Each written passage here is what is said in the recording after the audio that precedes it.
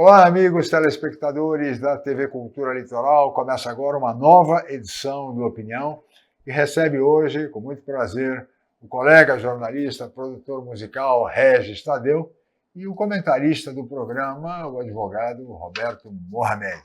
Muito bem, boa tarde a ambos. E vamos dar início de imediato, viu, Regis, viu, Roberto? Trazendo um VT que traz uma matéria com relação ao documentário que ganhou o Oscar. Um documentário intitulado Sem Chão e que foi dirigido por um cineasta palestino e também um cineasta israelense. Vamos ver, por favor.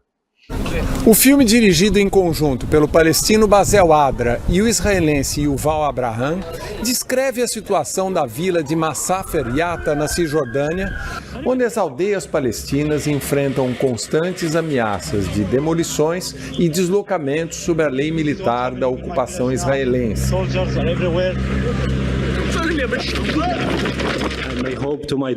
No discurso de agradecimento pelo Oscar, o diretor palestino Adra expressou um desejo por paz e segurança para sua filha, longe da violência cotidiana. Já o israelense Abraham disse que enquanto ele vive sob a lei civil em Israel, Adra vive sob lei militar na Cisjordânia. Essa jornalista palestina destaca a veracidade ao tratar o drama vivido em Masafer Yatta. O filme é forte porque é literalmente uma limpeza étnica, então precisa ser documentado para que as pessoas que vivem lá possam reivindicar seus direitos. E sabe o que o torna mais realista? É o fato de que foi feito por um morador da área. Já esse historiador israelense afirma que o documentário mente porque a vila não é antiga como alegam seus moradores. O filme que você vê não tem nada a ver com a realidade. Eles viviam em uma aldeia não muito longe dali. Decidiram ocupar uma área usada pelo exército. Muito bem, está aí o VT, inclusive gerando muita polêmica com tudo aquilo que envolve o Oriente Médio. Gostaria de ouvi-los, por favor, Roberto. Eu achei muito interessante eles na cerimônia do Oscar falando, e o mais, eu acho que o mais brilhante nesse documentário foi a ideia de justamente ter sido feito por um palestino e um judeu, e invertendo os pontos de vista. Eu achei isso sensacional. Claro. Uma mensagem para a paz, né? Sim, e a inversão. Porque é possível você ter uma coalizão, convivência.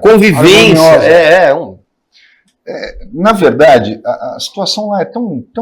E aí a gente vê esse retardado mental que colocaram na presidência dos Estados Unidos, falando de transformar aquele videozinho de inteligência artificial que mostra a faixa de Gaza como uma nova Riviera azul, uma Riviera francesa.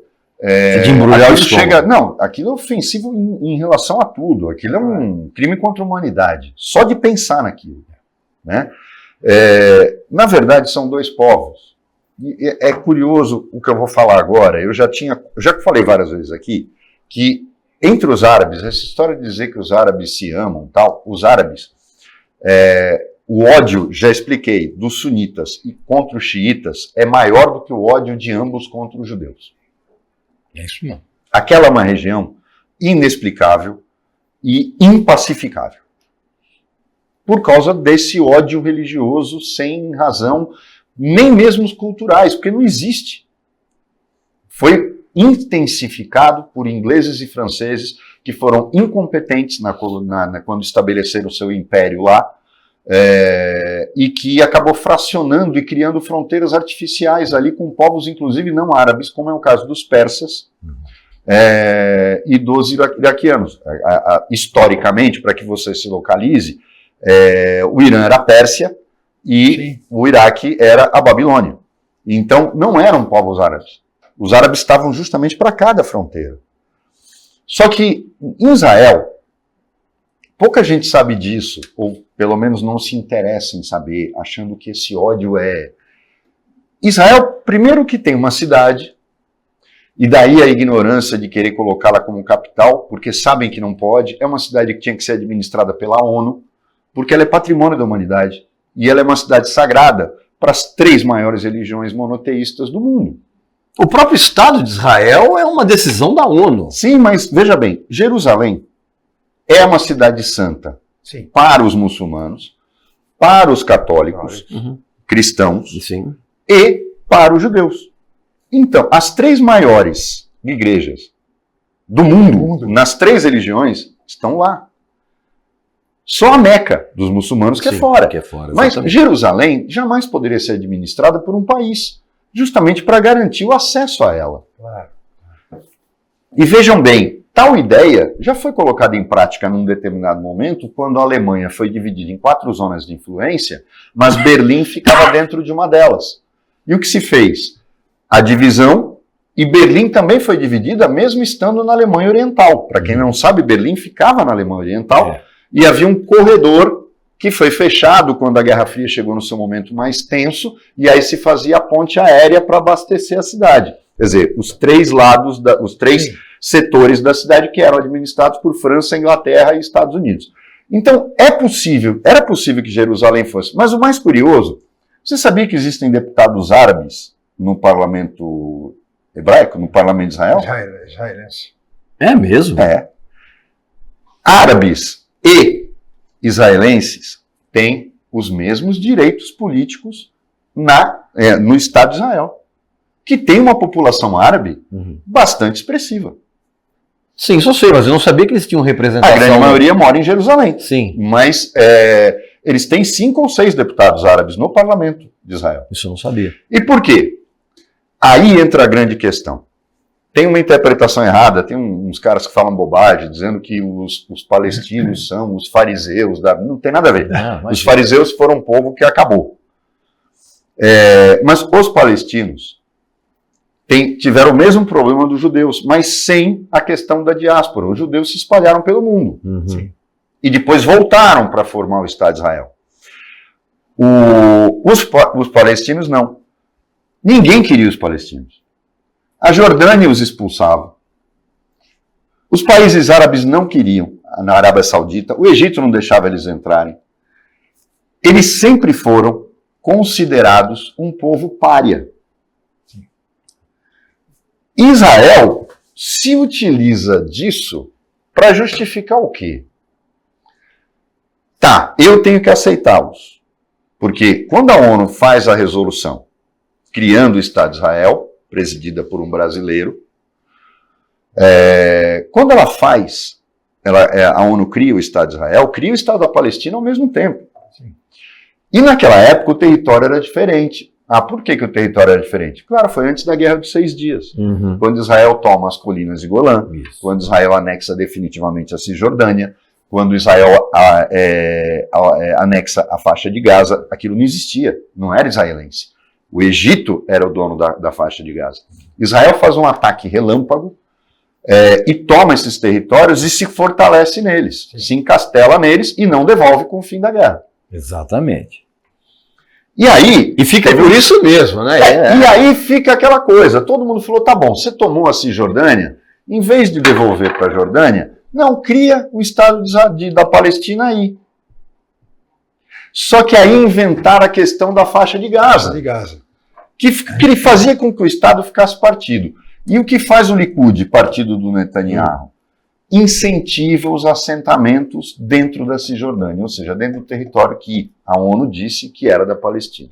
O problema é de ponto de vista e de política de Estado do partido que está no poder e que é radical e que não quer os palestinos. Eles não têm nada contra os árabes. Procure entender. Tem deputados árabes no Congresso, no parlamento de Israel. Eles não querem os palestinos, porque na verdade ninguém quer os palestinos. Os egípcios não querem, os jordanianos não querem, os sauditas não querem, ninguém quer os palestinos. Eles usam eles como motivo, usam como bucha de canhão, mas não querem eles no seu território. Essa é que é a verdade. Enquanto o mundo não tratar isso com seriedade, não vai resolver. E lamentavelmente, a extinção do povo palestino para esses governos é um nada. Não, sabe aquela coisa de, se eles vão ser extintos, não vai fazer falta, a gente vai continuar. E Israel continua, evidentemente, com a sua política expansionista, Evidentemente, você está entendendo? Então o que acontece? Você tem ali, é curioso isso, mas antigamente os judeus foram considerados como párias e agora a história se repete com outro povo. E o curioso... E não vai ter fim, não tem solução. Vamos pensar. Você vê o que está acontecendo na Síria. Já está quebrando pau de novo. Sim. Derrubaram Porque o problema é o seguinte. Quando os Estados Unidos invadiram o Iraque, na Segunda Guerra do Golfo, e tiraram o Saddam Hussein do poder, eles esqueceram por que eles, Estados Unidos, colocaram o Saddam Hussein no poder. A guerra Irã-Iraque foi patrocinada integralmente pelos Estados Unidos para derrubar o regime dos ayatollahs. O Iraque tomou uma surra, um exército incompetente, e os iranianos deram-lhe um cacete e tiraram ele de lá. Mas foram os americanos que colocaram ele lá. E o Saddam Hussein, tirando a bobagem que ele fez de invadir o Kuwait, ele teria se mantido no poder. Esse foi o grande erro dele. Por quê? O Saddam Hussein era o cara que, embora sanguinário, mantinha a coesão do território iraquiano. Principalmente por causa dos curdos. E ele era sunita. O Irã é xiita. Por isso a guerra entre os dois, e quando eu falo do ódio entre os dois. Foi o momento da guerra entre sunitas e xiitas. Quando o Iraque virou uma terra de ninguém, com a queda dele, os Estados Unidos viram a bobagem que tinham feito, era melhor manter ele lá. Da mesma forma como aconteceu com os Estados Unidos com o Afeganistão. Sim. Olha, e o Trump... Olha, tem uma coisa que a gente é obrigado a dizer, o Trump não está errado. O que o Biden fez no Afeganistão foi um crime. Foi um crime contra os próprios Estados Unidos, que jovens soldados que morreram à toa. Como é que se sente o soldado que foi lá, tirou os caras do poder, tomou o país, e aí uma hora ele fala... Sem brincar, foi pior que a fuga do Vietnã, a famosa saída de retirada de Saigon. Foi um crime o que o Biden fez. Ele tinha que responder em tribunais por isso. Foi um crime. Abandonaram, inclusive, equipamentos que o Talibã está vendendo. Equipamentos militares. Exatamente. Num país... E equipamento não é revolvinho, não, hein? Então, a gente está vendo hoje a irresponsabilidade dos Estados Unidos em alguns momentos, mas que também foi da Inglaterra, também foi da França. Vídeo que a França fez na Indochina. Vietnã, Laos, Camboja, tudo aquilo foi culpa dos franceses. Os americanos foram lá para tentar limpar a sujeira que os franceses tinham feito. Roberto, nós vamos continuar nesse tema, Regis, mas no próximo bloco. Nós vamos para o intervalo e no próximo bloco voltaremos com a opinião.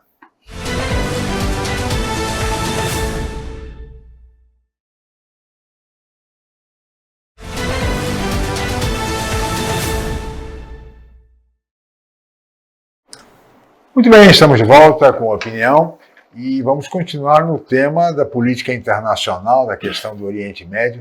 E, aliás, é uma decisão, nós vamos ver um VT agora, que Israel decidiu cortar o fornecimento de energia à faixa de Gaza.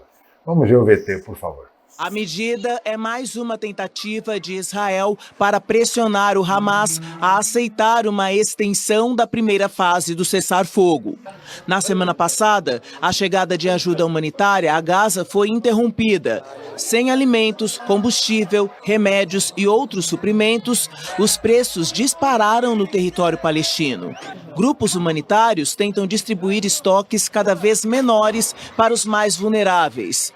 O corte de energia agora pode afetar também o fornecimento de água potável, com as usinas de dessalinização paradas.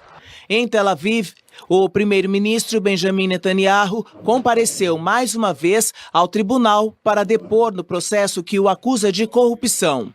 O julgamento começou em 2020, foi interrompido com a invasão em Gaza e retomado no ano passado.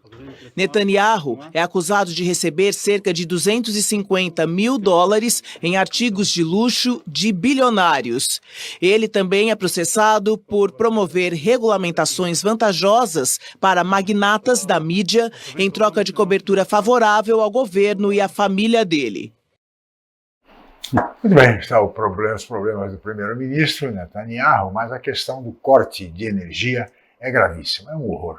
que está acontecendo Então, na faixa de Gaza, Roberto? Normalmente isso é crime contra a humanidade. Claro. Isso é, e Israel, assim como os Estados Unidos, não são signatários do Tribunal da Corte Internacional de Haia. Justamente por quê? Porque sabem que quem comete as maiores atrocidades de guerra? Os Estados Unidos. Exatamente. Então, mas a grande questão aí é a cara de pau desse senhor. E por isso que eu também não me conformo de bolsonarista ficar com bandeira de Israel na mão. Eu não entendi até hoje. A não ser que seja a lógica daquela senhora que diz: por que a senhora defende Israel? Ah, porque eles são cristãos como nós. Mas tudo bem, tadinha. Ela vai ser internada logo, porque ela acha que o Bolsonaro é um mito. O grande problema do que a gente está assistindo é que existe uma opção sistemática de Israel. Não é acabar com a Hamas, é acabar com a Palestina, com os palestinos. Obrigar a que eles façam um êxodo. É essa a questão. Aconteceu a mesma coisa, segundo a própria Bíblia, quando os judeus chegaram vindo do Egito.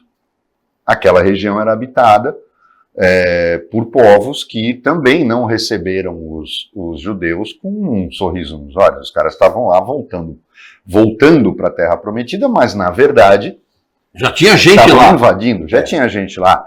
Vamos lembrar que o nome da província romana, na época em que Jesus nasceu, não era Israel, era província da Palestina.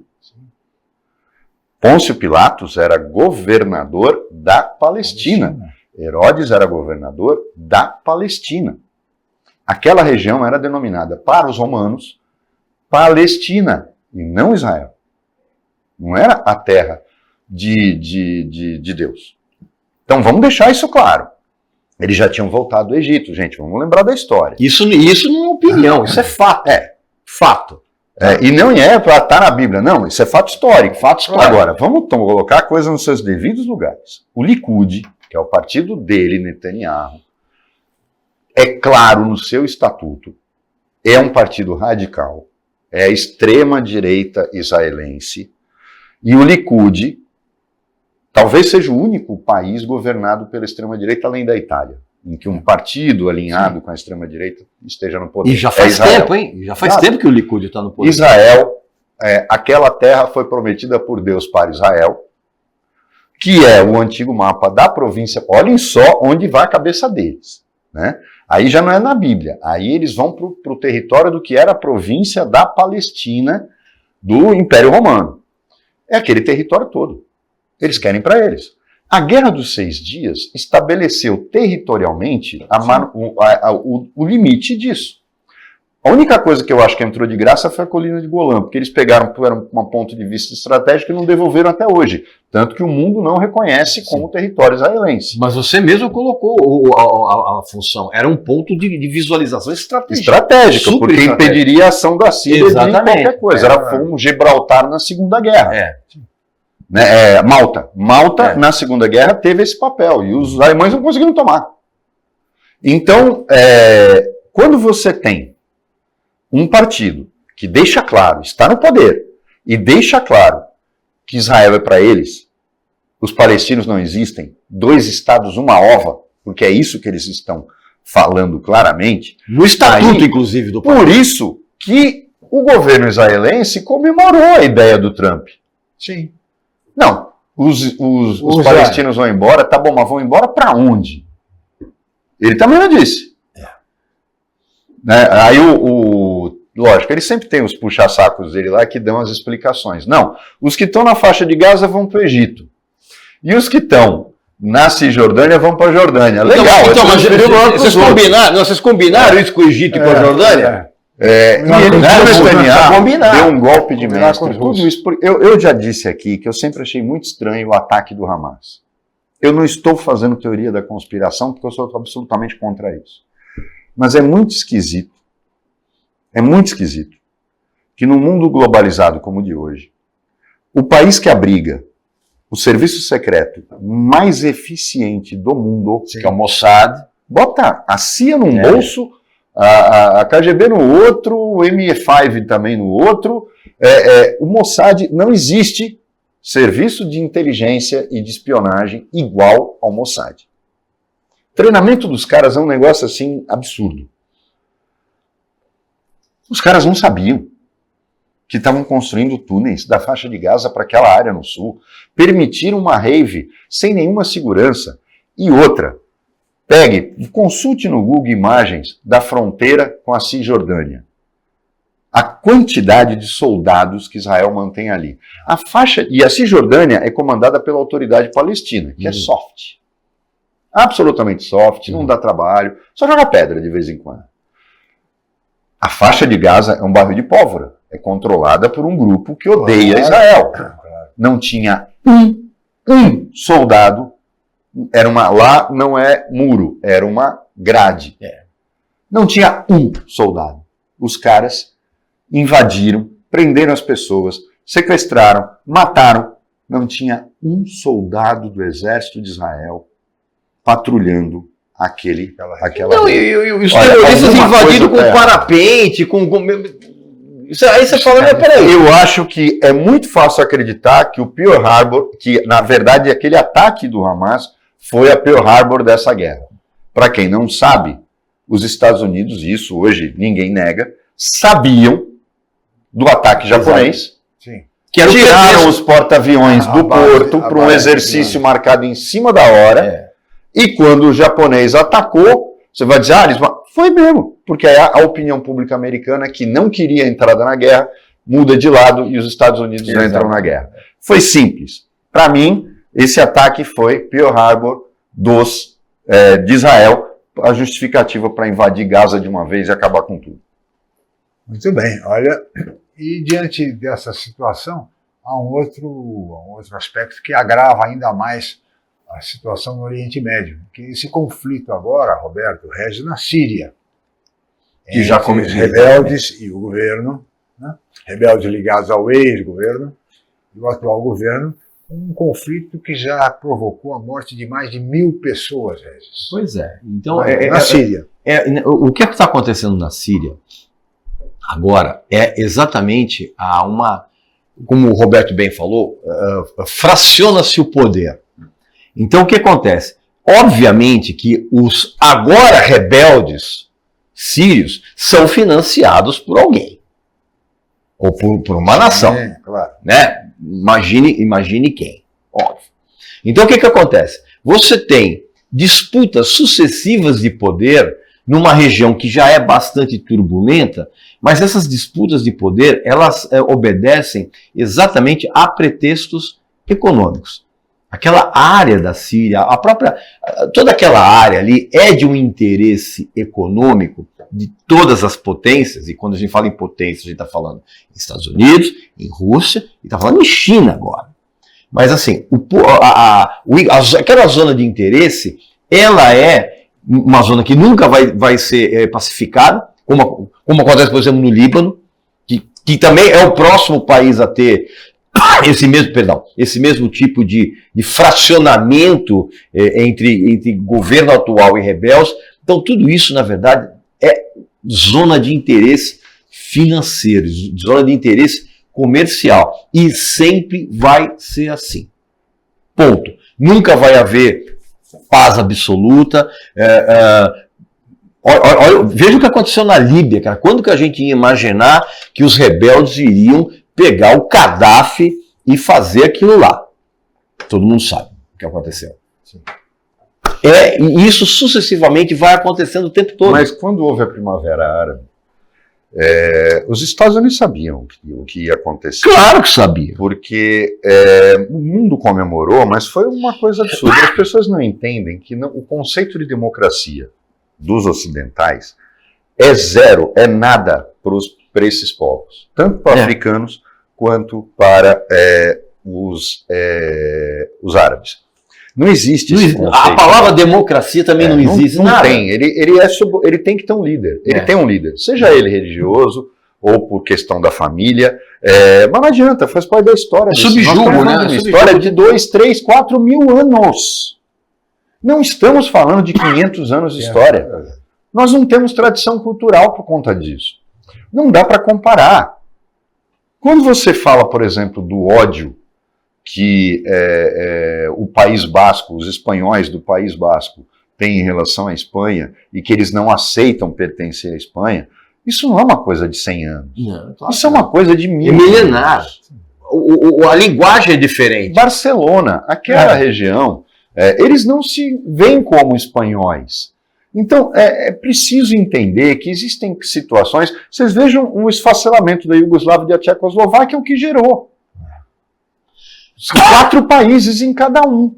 Países que eram pequenos já, insignificantes, se tornaram, cada um deles, 4 países. Em compensação, olha o que aconteceu com a Escócia, com a Inglaterra. Fizeram lá o plebiscito, a Escócia aceitou fazer parte... Cara, isso para os grandes guerreiros da antiga... Os cadáveres estão rolando dentro do caixão. Muito bem, Regis. Roberto, vamos falar sobre o continente europeu Pois não. no próximo bloco. Tem aí o conflito Ucrânia e Rússia. Voltamos já.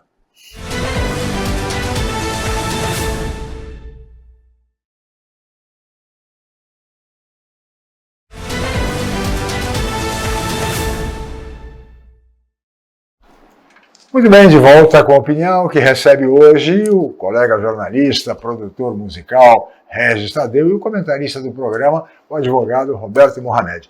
Eu queria tratar agora da questão para a Europa, saindo do Oriente Médio e vindo para o continente europeu. Nossa, papo Você... global, né? Global, geopolítica, tá certo? Política internacional. Muito bem, vocês falavam agora há pouco na questão da Espanha, do País Basco, mas também tem a questão da guerra entre Ucrânia e Rússia.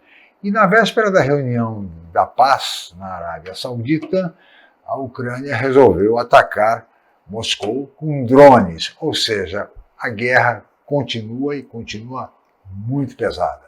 Senhores. Não, e a Ucrânia, na verdade, contra-atacou, né? Porque, na verdade, quando houve aquele episódio grotesco do presidente da Ucrânia sendo recebido pelo Trump, que ali Zelensky, Trump, aquilo ali estava tudo armado e o Zelensky melou aquela assinatura.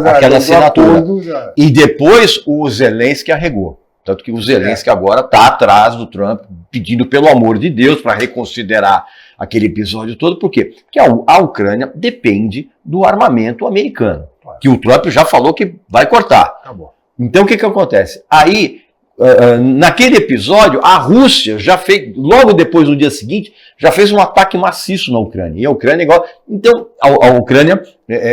Ou seja, agravou o conflito. Agravou o conflito ainda mais. O poder de fogo da Ucrânia é infinitamente menor. Eles fizeram um ataque maciço de drones que eles perderam. Você não repõe esses drones. Enquanto que a Rússia está dando um cacete danado, está tirando eles do território russo. E aí ele vai ficar sem barganha, porque a única barganha que ele tinha na negociação era manter a região de Kursk, e o Putin está retomando. Está consolidado naquela parte leste da Ucrânia, que ele tomou, né, que vai forma o corredor que ele queria até a Crimeia, e, portanto, as tropas que ele tem no Cáspio. E a Ucrânia já dá aquela região como perdida, né? Então, aí é que tá. A única coisa que eles tinham, um trunfo que eles tinham, era a região de Kursk, que é um dedinho dentro da Rússia, mas os russos já estão tirando eles de lá. O problema é o poder da Rússia nas tropas terrestres. É muito forte. Muito forte. E aí, me espanta, né? Porque ele fala, a Força Aérea Russa não está sendo tão eficiente quanto se esperava, mas as tropas de terra são. E aí, o Zelensky, sem saída, vai ter que sentar no colo do Trump e aceitar a cessão territorial. A verdade é essa. Só que foi uma loucura o que ele fez, porque ele vai lá para Moscou, faz esse ataque, e o Putin responde de uma forma muito mais pesada, com argumentos. Vai expulsá-los definitivamente do território russo, aumentar, inclusive, a entrada lá. Ele quer fazer um dente no território ucraniano.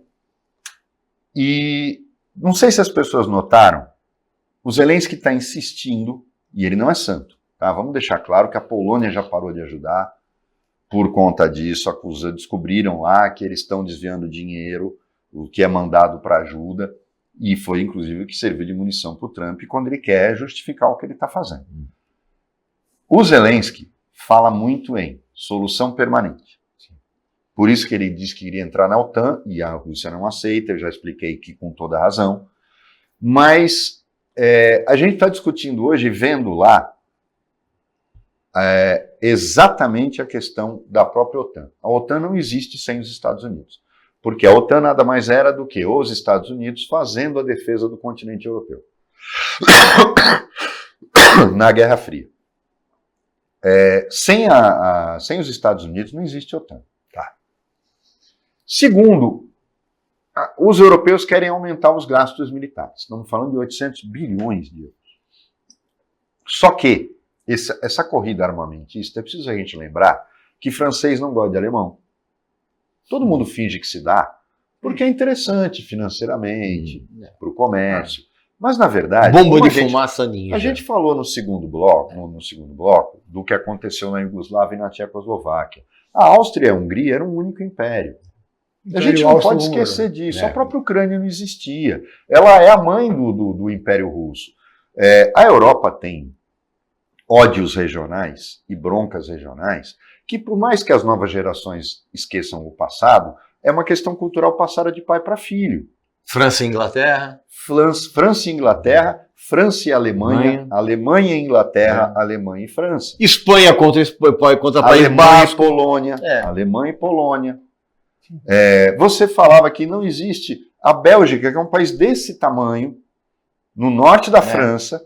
A Bélgica foi extremamente cruel na sua vida de império colonial. Na África foi escravatura e genocídio. Vamos colocar claramente o que os holandeses, né? Tem cara que é tão idiota. Já pensou se os holandeses tivessem colonizado o Brasil? E você vê a desgraceira que é. Vai em Curaçao e vai em Aruba para ver se eles são bons. Tá? A gente não tinha nem conseguido a independência. Umas ilhotas ali, umas ilhotas. Nem a independência a gente tinha conseguido. Portugal não tinha como segurar a onda. A Holanda tinha. Então não pense você que ia ser fácil, não. Ainda bem que os portugueses, junto com os índios, conseguiram expulsá-los daqui.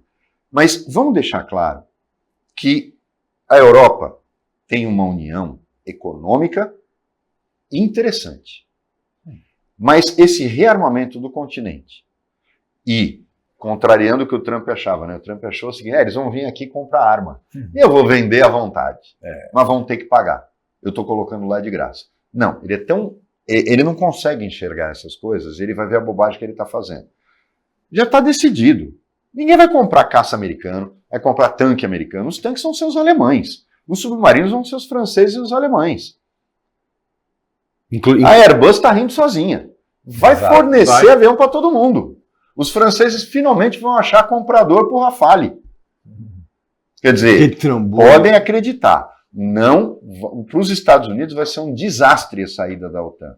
Mas eu tenho muito medo de que esses ódios que existem implodam mais dia menos dia a União Europeia, que é uma experiência que deu certo e que eu acho que em nenhum lugar do mundo, e lá tinha tudo para dar errado, mas deu certo pela visão do é melhor assim que a gente ganha junto. Sim, mas se você na Europa... O fim da guerra é inevitável? Ucrânia e Rússia? O fim da guerra é inevitável. O problema é qual é a paz que se busca. E outro detalhe, a Rússia vai parar na Ucrânia? Não. Expansivamente. Por que o Zelensky fala em solução definitiva? Porque ele sabe que hoje ele cede aqueles territórios para a Rússia. Daqui a 3, 4 anos, o Putin vai testar a paciência dos europeus e se o do Trump conseguir realmente que eles que se defendam, porque o único problema do Trump, na verdade, o Macron, quando ele fala de ameaça de armas nucleares, ele está querendo mostrar os dentes, mas na verdade ele sabe que ele não se segura. Do arsenal russo, 2% acabam com a França. O problema do Putin são os Estados Unidos. A partir do momento que os Estados Unidos se retiram da OTAN e o problema dele passa a ser Alemanha e França, ele não está nem aí. E acontece que existe uma coisa, a Bielorrússia faz tudo que ele manda. O governo lá é títere. Tem um nome para isso, puppet, o inglês é puppet. Puppet state, que é um estado... É uma marionete. A Bielorrússia já é da Rússia. Mas a Ucrânia não, e a Ucrânia nunca existiu. Eu canso de dizer, a primeira capital do Império Russo foi Kiev. Então, ele quer anexar a Ucrânia. É o desejo dele. Sim. Anexar a Ucrânia toda. Só que ele poderia ter conseguido isso pacificamente. O problema é que o Zelensky, não pensem vocês que o Zelensky agora está posando para o mundo como herói. Mas é um cara maluco. Ele fez de tudo para ser invadido. Ele fez de tudo para provocar a Rússia, pedindo a entrada da Ucrânia na OTAN. Se ele tivesse se limitado a entrar na União Europeia, é uma coisa. Entrar na OTAN, ele sabia que o Putin jamais aceitaria isso, do ponto de vista estratégico. E a Alemanha e a França erraram em ter aceitado fazer a discussão. Que é aquela coisa do pretexto que a gente falou no bloco, você tá entendendo? Sempre há um pretexto para tomadas de decisões. E a própria necessidade de, que inclusive o Macron, se não me engano, já falou isso, que há uma imensa necessidade da Europa se militarizar, já sabendo que os Estados Unidos vão sair da OTAN. A essa escalada você não tem agora o poderio. Esse mapa tem dá para as pessoas entenderem claramente. Entre a Rússia, ali ao norte, ali em cima a Finlândia, as 3 repúblicas bálticas, Letônia, Estônia e Lituânia, que foram anexadas pela Rússia na Segunda Guerra Mundial. Logo depois ali, você tem a Bielorrússia, que é em cima da Ucrânia, e a Ucrânia. Você nota que existe um muro entre a Rússia e a OTAN. É um alinhamento. Quando o cara da Ucrânia, e Moscou, é que nesse mapa não tem Moscou, ele vai ver que existe uma distância enorme, por exemplo, da Finlândia, que é da OTAN, acabou de entrar na OTAN, mas da Finlândia para atacar Moscou. Só que da Ucrânia, os caras estão a 100 e poucos quilômetros de Moscou. Você bota míssil de curto alcance. É lógico que a Rússia não ia permitir isso. Do ponto de vista estratégico, isso é uma falta de respeito. Então, o Zelensky entrou para provocar. Esse é o problema, o Chico. E quando a gente fala assim, não, o cara não ia querer que isso acontecesse. Não, vamos colocar as coisas nos seus devidos lugares. Tem cara que é louco o suficiente. Eu já falei, os americanos permitiram a morte de milhares de americanos em Pearl Harbor para poder entrar na guerra. O pretexto. E sabiam do ataque. Então, por que você acha impossível que o que eu falei no primeiro bloco na questão do Hamas e daquele ataque no território israelense ser de conhecimento do governo, da mesma forma como hoje você duvidar que o Zelensky sabia que estava provocando a Rússia a esse ponto, porque as tropas russas estavam estacionadas na fronteira da Ucrânia 60 dias antes da invasão. Todo mundo sabia que isso ia acontecer. Todo mundo sabia. Era inevitável. Era inevitável. E, naquele momento, é onde eu falo, os democratas são mais belicosos que os republicanos. O Biden podia ter dito, OTAN, acabou Putin, não vai entrar mais. E ele não teria, talvez ele não teria invadido. Talvez não tivéssemos a guerra. Muito bem, senhores, vou pedir licença de ambos, vamos para mais um intervalo, nós voltaremos em seguida para o último bloco do Opinião de hoje.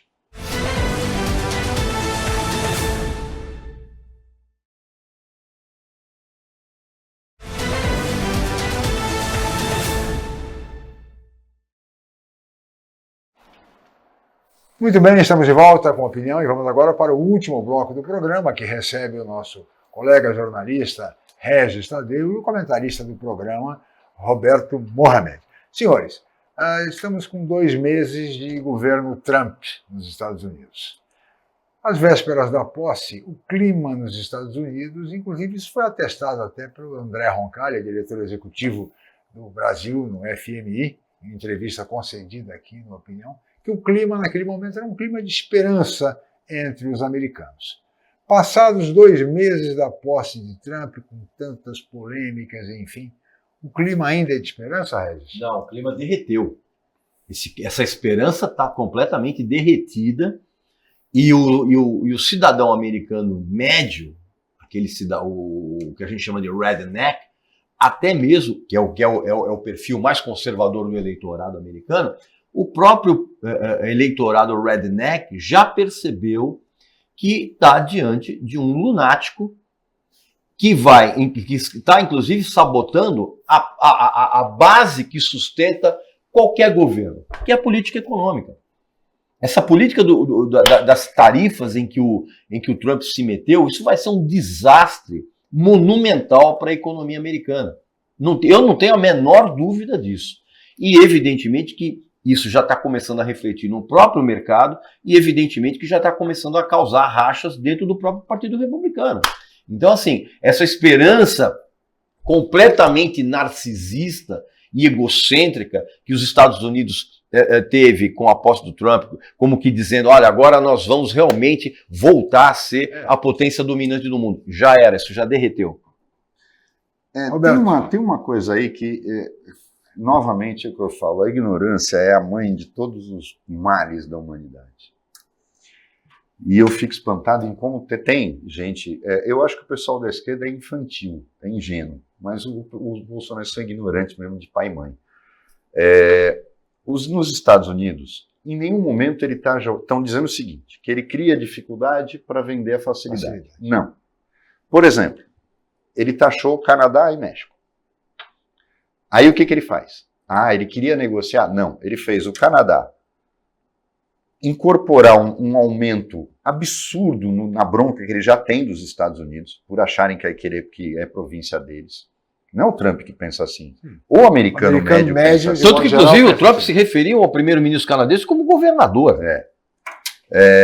Agora, o México não voltou atrás em nada. O México não negociou nada. Quem forçou o Trump a voltar atrás foram as indústrias americanas que construíram fábricas no México e que disseram para ele, você é louco. Eu não consigo trazer as fábricas de volta. Foi este governo que mandou eu montar a fábrica lá, quando fez o NAFTA, e agora você quer o quê? Que eu desmonte tudo e traga para cá? Eu vou vou remontar a fábrica em Detroit. Então, o problema ele não foi pressionado, ele não voltou atrás em relação às tarifas contra o México por conta do recuo da presidente do México. Não. Foi por conta da pressão das indústrias americanas, dos barões americanos, que financiaram a campanha dele, que disseram, você é louco. E aí ele voltou atrás. Isso vai acontecer várias vezes, porque o Trump é curioso até o modo dele operar. Parece que ele faz o negócio sem prever a consequência. Basta ver as demissões do Musk. Não é a característica de um jogador? Ruim. Porque péssimo. Você cassino. Ou seja, a vida inteira dele foi um jogo. Então, e você blefa e não tem nada na mão. Blefa o tempo inteiro. Chico, para você jogar blackjack ou poker, você tem que ser um cara, a gente chama de poker face, que é aquele cara que você não sabe o que ele está pensando. Ele olha, o cara não manifesta. Manifesta qualquer emoção. O Trump não, ele é aquele cara que sorri quando a mão é boa, que faz assim quando a mão é ruim. Esse cara é um péssimo jogador. Não, e ele acredita. O Trump chega a ser. Eu não sei se é ingenuidade ou se é burrice. E o Trump é uma prova de que você pode ter o dinheiro que for, mas você pode ser ingênuo e burro. Tanto que ele faliu. Tanto que ele faliu. E adivinha quem fez ele retomar os negócios? Comunidade russa nos Estados Unidos.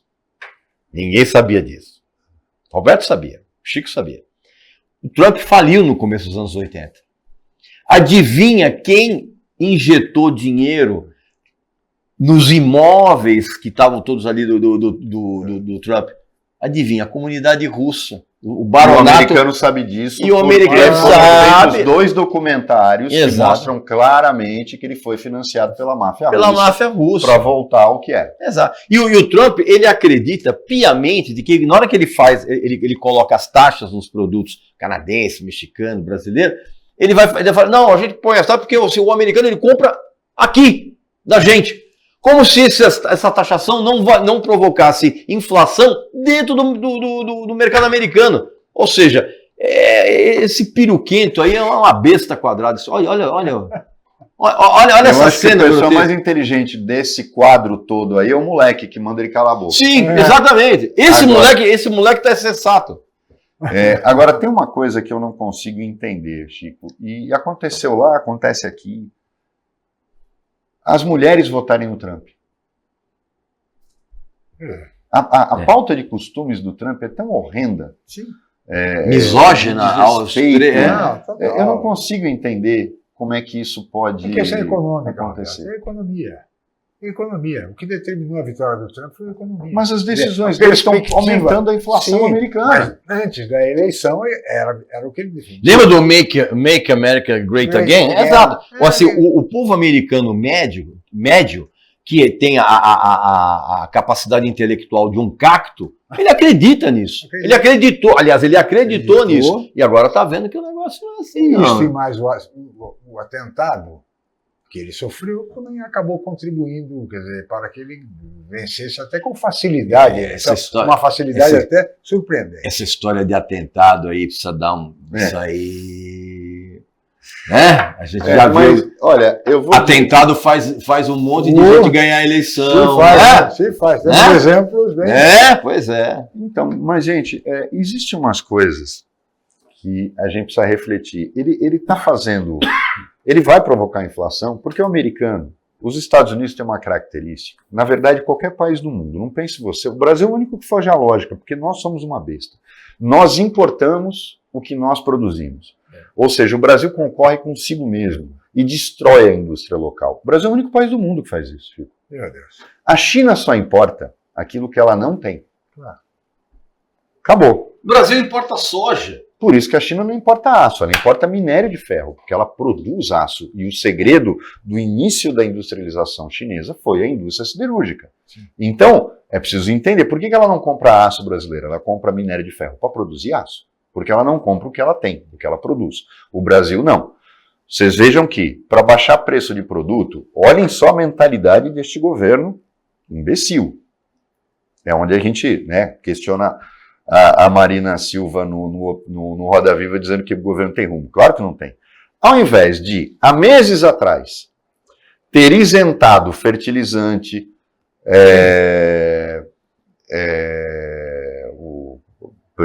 antipragas, sementes, ração. Para quê? Para que você baixe o custo da produção e o próprio país abasteça os supermercados com um preço menor e isentar de impostos os produtos da cesta básica, ou seja, tudo aqui. Não, ele baixa a alíquota de importação para importar milho que a gente produz. Importar soja que a gente produz. Café. Importar café que a gente produz. E que a gente está querendo mercados lá fora. Exatamente. E aí você tem uma coisa... Vocês vejam o que é a falta de rumo. O que é a falta de ataque. De capacidade de ataque e de planejamento. E aí você vai para um outro problema. Que mostra claramente isso. Se os Estados Unidos também só importam o que eles não produzem, ou que eles não conseguem produzir o suficiente, caso mais clássico, petróleo. Sim. Eles são os maiores produtores mundiais. Mas eles também são os maiores consumidores. Eles são obrigados a importar petróleo. Da mesma forma, no Brasil. O americano produz muito aço, mas ele precisa importar. Por quê?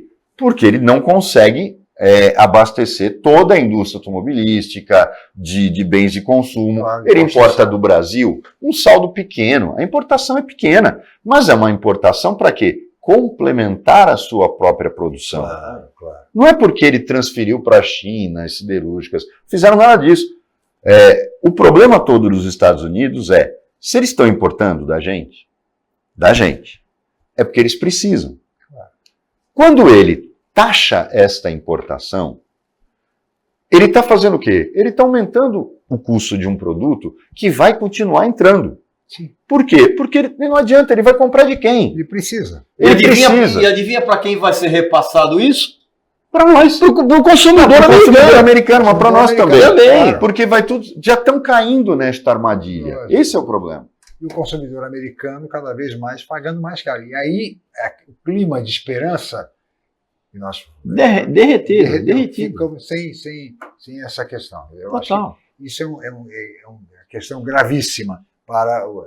Agora, temos ainda um minutinho, meu caro Regis, meu caro Roberto, um minutinho para o fim do programa.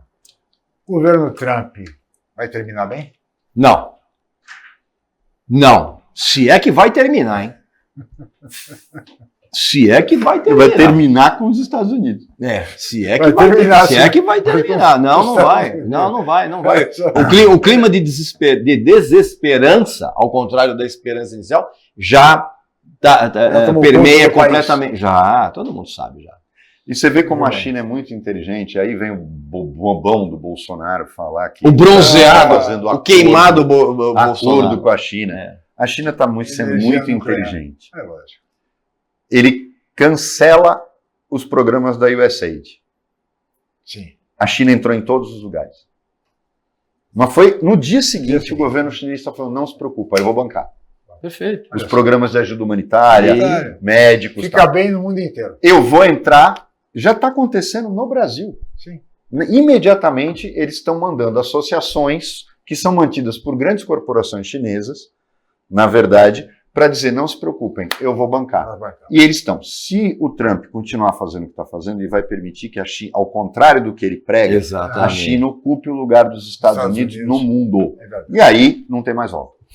Muito bem, Roberto, muito bem, Regis, chegamos ao final. Tá certo, Regis? Eu não reclamo, eu já nem Temos reclamo mais a conversa. Eu não nem reclamo mais quando o programa é curto. Obrigado, Regis Tadeu, obrigado, Roberto. Eu que agradeço. Morelli, e agradeço especialmente a você, amigo telespectador, pela audiência qualificada de sempre. Nós estaremos de volta segunda-feira. Tenham todos um ótimo final de semana e até segunda-feira.